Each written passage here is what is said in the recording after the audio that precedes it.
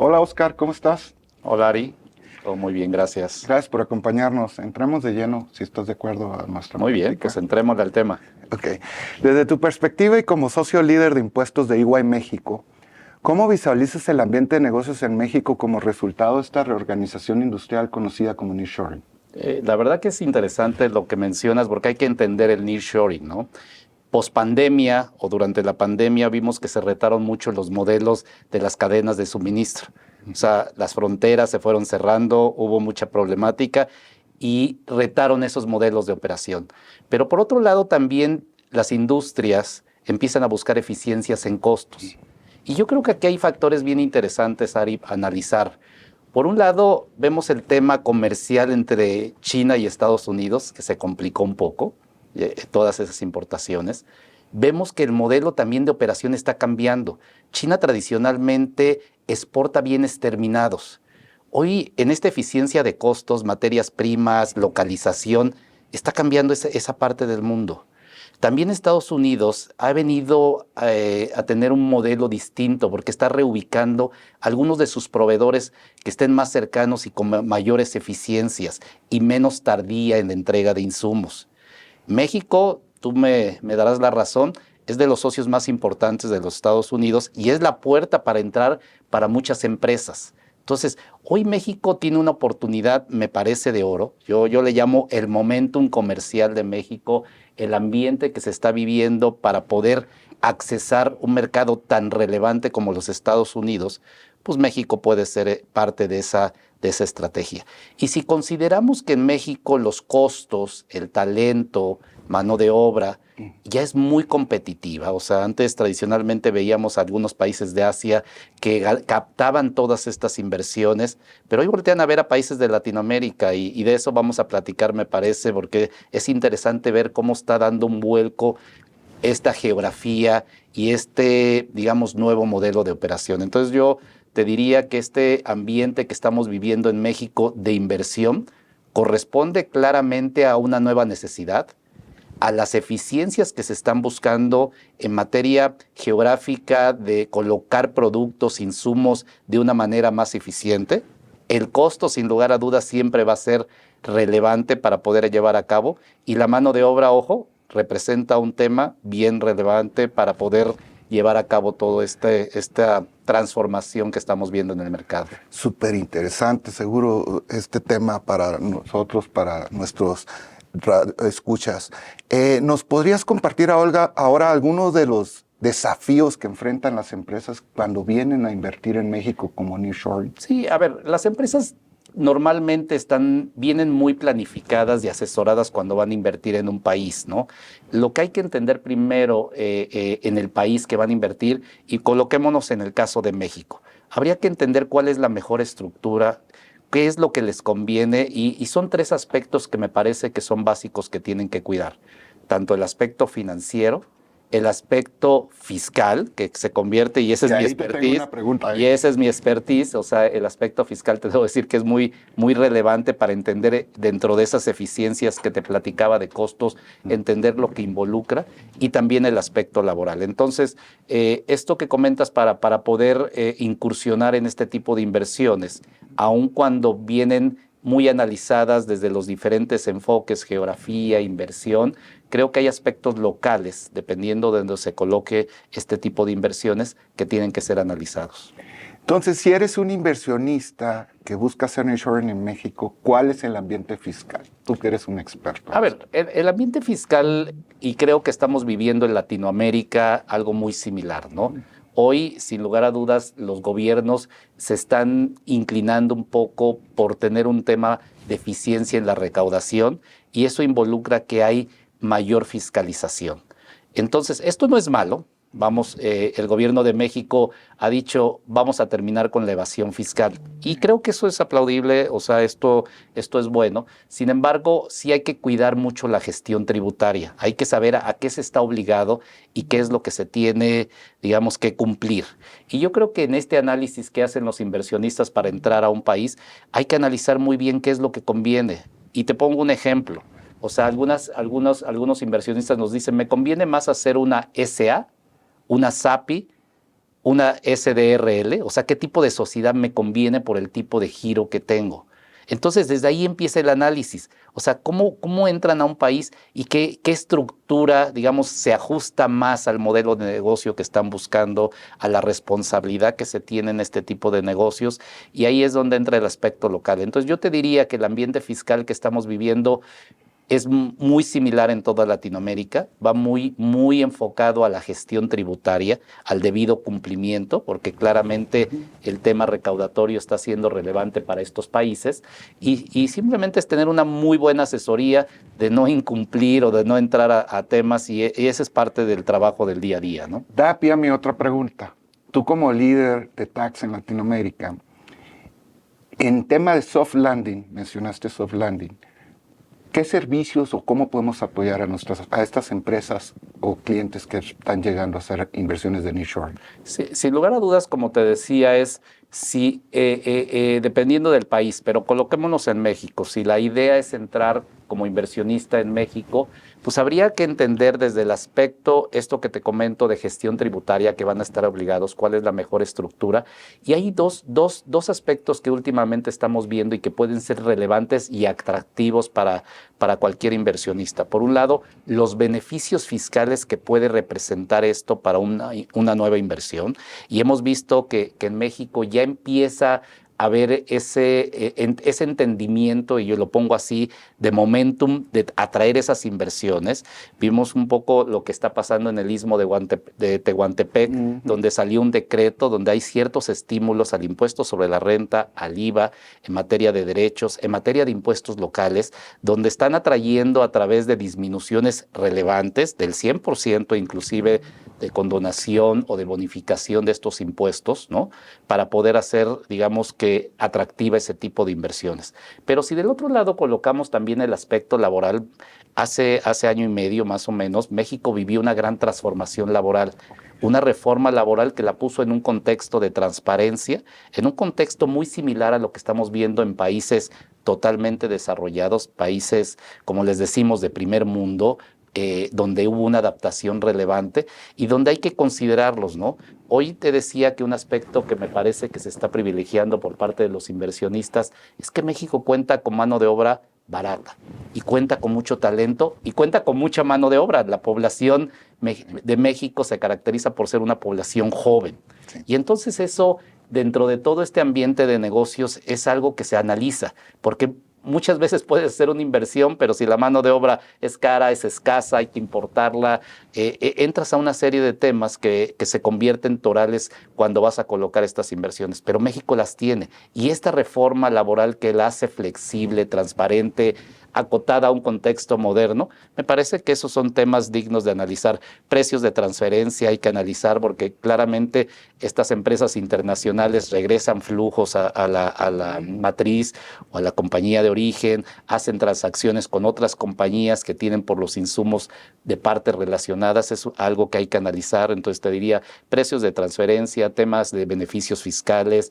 temas legales desde el punto de vista de cómo constituir la empresa y qué estructura darle a la empresa, temas laborales. O sea, si ves, son diferentes campos que en un soft landing, como inició tu pregunta, hay que analizar y hay que aterrizarla al contexto del país donde se va a hacer la inversión, y creo que eso puede conformar un adecuado, digamos que, análisis para empezar, ¿no? Desde tu experiencia, ¿qué tan importantes son los incentivos hoy día? A ver, yo creo que están iniciando. Yo creo que, como te decía, es una tarea asignada para el gobierno que pueda incentivar y aprovechar este momentum de inversión por la cercanía con los Estados Unidos, ahora sí que nuestra posición estratégica. Si bien en el istmo de Tehuantepec se empiezan a dar este tipo de beneficios que te comentaba, federales, locales, en materia de IVA, de renta, ciertas circunstancias muy particulares, creo que se tienen que seguir extendiendo. Vemos que también en la parte norte de nuestro país se han colocado grandes inversiones también, otra vez por estar muy cerca de la frontera, y creo que esos gobiernos, ahí es donde más estatales que federales, pero creo que es una conjunción de todos es pensar en cómo atraer y cómo hacer atractiva esta inversión. Lo hemos visto en otras circunstancias, en otros continentes, que cuando se trae inversión se dan este tipo de situaciones, y creo que hoy esa es la tarea. Si me preguntas, es una tarea pendiente de asignación en cuanto que el gobierno vea toda esta parte de la frontera y que extienda esto que hizo con los parques industriales en el istmo de Tehuantepec, lo pueda transferir a otras zonas que pueden ser de interés. Vemos cómo el Bajío también en la zona del territorio mexicano se desarrolla mucha industria. Se dieron impuestos locales, no de materia federal, pero hubo algunos gobiernos locales que, con tal de que viniera esa inversión, se dieron en algunas en impuestos sobre las nóminas, impuestos muy, muy particulares que son de índole local. Pero creo que esa es la parte que creo que se debiera de trabajar para hacer más atractivas estas inversiones. Hablabas de gestión y cumplimiento. ¿Cuáles son los desafíos de este inversionista que llega a México en temas de gestión y cumplimiento? Pues es claramente, te lo comentaba, es entender a qué va a estar sujeta. O sea, cualquier inversión, te digo, se analiza desde diferentes puntos de vista, pero es cuáles las reglas del juego que existen en el país. Y si las reglas del juego son totalmente claras, y si las reglas del juego tienen un margen de interpretación, ese es un poco el reto. Por eso la asesoría de materia fiscal, y claramente es un tema que a mí me apasiona porque me dedico a eso, es lo que estamos buscando con los inversionistas, que entiendan las reglas que existen en México, las reglas de cumplimiento para evitar multas, para evitar responsabilidad solidaria, que Exacto. eso es relevante porque ahora pues en México sí existen ciertas disposiciones que transmiten la responsabilidad solidaria para el board de la empresa, para el administrador general.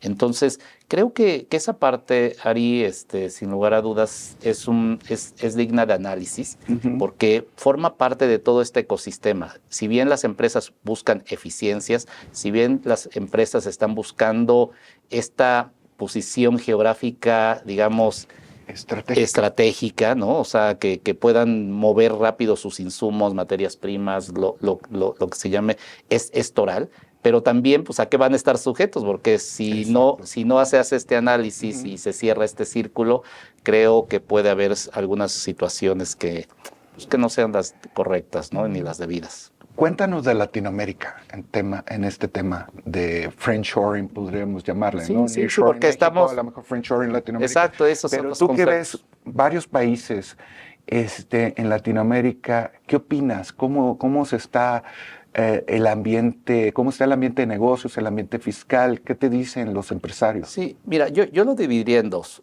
La primera parte es que la gestión tributaria la estamos viendo muy similar en Latinoamérica. Estamos viendo que este tipo de gobiernos que están llegando en varios de los países que estamos, pues, analizando son muy similares y se están pegando un poco en sus políticas de ingreso a la recaudación y a la fiscalización, porque sabemos que eso es un poco más sencillo que generar una actividad económica Pero todos los gobiernos diferenciada, ¿no? quieren recaudar, ¿no? Exactamente. Es algo que todos Entonces, esa es la parte que te podría ver bajo mi perspectiva. Lo vemos en Colombia, lo vemos en Perú, lo vemos en Chile, inclusive en el propio Brasil, que está sufriendo también una reforma fiscal. O sea, en varios países estamos viendo reformas fiscal como consecuencia de estos gobiernos que están llegando, pero mucho van orientadas hacia la fiscalización, evitar evasión fiscal, lo cual es totalmente permisible, entra en sus facultades, y me parece que hasta debemos de celebrar si esto realmente funciona de esa manera, ¿no? Entonces, eso es lo que estamos viendo, pero también están privilegiando en qué países pueden tener estos beneficios fiscales,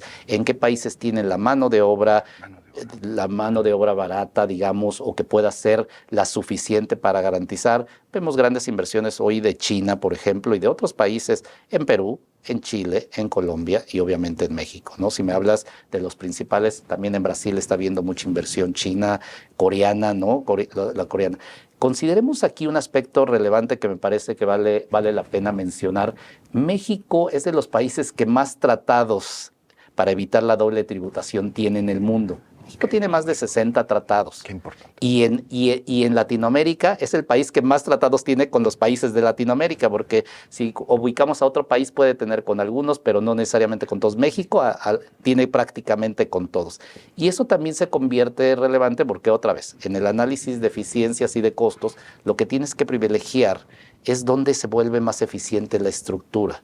Y creo que eso se ha hecho muy bien y creo que México ahí se ha puesto en la palestra, digamos, de los grandes países donde en materia colaborativa con otros países, en materia sendaria, en materia de evitar esta doble tributación, porque eso es lo que buscan los tratados, tasas reducidas en retenciones y cosas de estas, te diría que eso México está privilegiando y se ha puesto en esa palestra, con independencia que te digo, estos más de 60 tratados los tenemos con Europa, con Asia, con África, pero México creo que ahí se puede convertir en un trampolín para Latinoamérica, inclusive buscando esa eficiencia fiscal.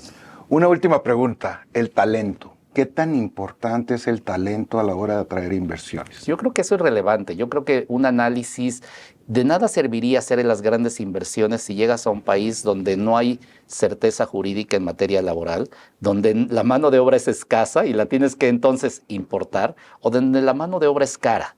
Y yo creo que, y donde no hay talento, eso que mencionabas. Pero yo creo que México en estas 4 cumple. Okay. O sea, en México la reforma laboral, te lo comenté, se puso en un contexto global, ¿no? Donde es muy flexible, transparente y moderna. 2, existe una generaciones de gente o de población joven, talentosa, digo, muy especializada, muy calificada, te diría, para poder hacer frente en número y en talento a esta inversión o este tipo de industrias que están llegando, ¿no? Entonces, mano de obra, te diría, muy competitiva, por no llamarle barata. O sea, yo te diría más bien competitiva en costo, que haría que ya no te vayas tradicionalmente a países, lo hemos visto en Asia, que dices, oye, es que ahí la mano de obra, el costo es menor. Creo que México ya también podemos ver mano de obra bastante competitiva, y yo creo que en sus análisis entra este escenario. Y con eso te diría que esa parte... creo que sí, y valga la expresión, sí ha hecho su tarea México en ponernos en un contexto moderno, actualizado en materia laboral, ¿no? Sé que estamos cortos de tiempo, pero no puedo dejar pasar esta pregunta. Tema financiero. ¿Cómo estás viendo el tema de los bancos, el tema financiero? Tú que eres un experto en México. ¿Están apoyando a traer inversiones de nearshoring? ¿Están un poco atrás? ¿Cómo lo sientes? Sí, a ver, yo te diría, y ahí la dividiría en 2 aspectos. El primer aspecto es que los indicadores económicos de México, la verdad, por lo menos hasta el día de hoy, se ven bastante bien, la inflación controlada, vemos el tipo de cambio, el peso se ha apreciado frente al dólar, o sea, vemos relativa estabilidad económica, y eso lo que está haciendo es que la inversión venga, o sea, porque la inversión también, digo, a ver, cualquier inversionista es inteligente para poner el dinero donde se siente a salvo. Y si está veniendo inversiones, y lo hemos visto en el norte, de grandes empresas invirtiendo miles de millones de dólares, es porque ven esta estabilidad, ¿no? Y creo que con todo se ha venido manteniendo, y esto nos está ayudando dentro de lo que se está haciendo también por parte del gobierno. Entonces, yo creo que ahí esa parte se ve bien, ¿no? Veamos hacia adelante. Recordemos que vamos a entrar en un proceso de elecciones donde pues puede haber algunas situaciones siempre, pero es normal. Pero creo que hasta el día de hoy te puedo decir que se ve bastante bien, adecuada, y eso es tema de evaluación de los inversionistas. Pero también en el tema financiero local, y tú lo aterrizabas un poco a los bancos, hemos visto que los bancos han dado la tarea de apoyar a las pequeñas y medianas empresas, a las pymes. Ha habido mucho financiamiento, y tú sabes que cuando vienen estos grandes corporativos, si bien traen su dinero de fuera, si bien ya vienen autofinanciados por las casas matrices y por créditos que normalmente traen, Dentro de esas empresas que vienen, se coloca un cinturón de medianas y pequeñas empresas que tratan también de estar dentro de toda esta cadena y este círculo virtuoso. Y ahí creo que los bancos también están haciendo su tarea porque han privilegiado este sector de pequeñas y medianas empresas para dar créditos, ¿no? Entonces, creo que esa parte... Un inversionista que venga a México a invertir por nearshoring va a encontrar un buen sistema financiero en México. Yo te diría que sí. El cual puede buscar también financiamiento, crecer trayendo sus propios recursos, pero puede haber algo. Y la banca mexicana, y con eso termino, es de las bancas más capitalizadas en el mundo. Es decir, sus índices de capitalización están por arriba de los estándares mundiales y eso le da tranquilidad, da estabilidad de que no, los bancos no están en la rayita de incumplimientos o cosas de estas. Entonces te diría, en conclusión, el tema geográfico que México tiene, las reformas que se han hecho en materia laboral, la mano de obra, el esquema de estímulos que me parece que todavía, ojo, y lo digo con toda transparencia, creo que se puede hacer más porque ya hay ciertos estímulos en el istmo de Tehuantepec, en estos parques industriales, pero creo que se puede extender hacia la parte norte. El tema laboral, o sea, el tema económico que relativamente los indicadores son sanos. Yo diría que todo este entorno de análisis hace que México pueda ser un lugar de destino para las grandes inversiones y claramente creo que ahí es donde estamos viendo que están llegando, ¿no? Excelente. Antes de concluir el episodio, ¿te gustaría agregar algo, algún comentario? No, yo creo que yo obviamente por mi expertise fiscal, tú lo sabes, lo que estamos haciendo hoy con nuestros clientes es justamente en este soft landing que me hacías una pregunta de asesorarlos correctamente, de generar este círculo, yo lo llamo virtuoso, de inversión, tanto de retorno financiero, pero también en materia de regulación. Hay mucha regulación como en otros países, pero de un adecuado cumplimiento y ahí estamos en las diferentes materias laboral, legal, fiscal, de precios de transferencia, en análisis financieros. Tú sabes que mucho cuando llegan este tipo de empresas, si bien ya vienen con los grandes proyectos, pero localmente pues tienen que ver a qué se van a enfrentar y ahí es donde estamos haciendo este análisis. Excelente. Gracias por acompañarnos, gracias por escucharnos. Mi nombre es Ari Ben Sachs. Gracias por escuchar este podcast.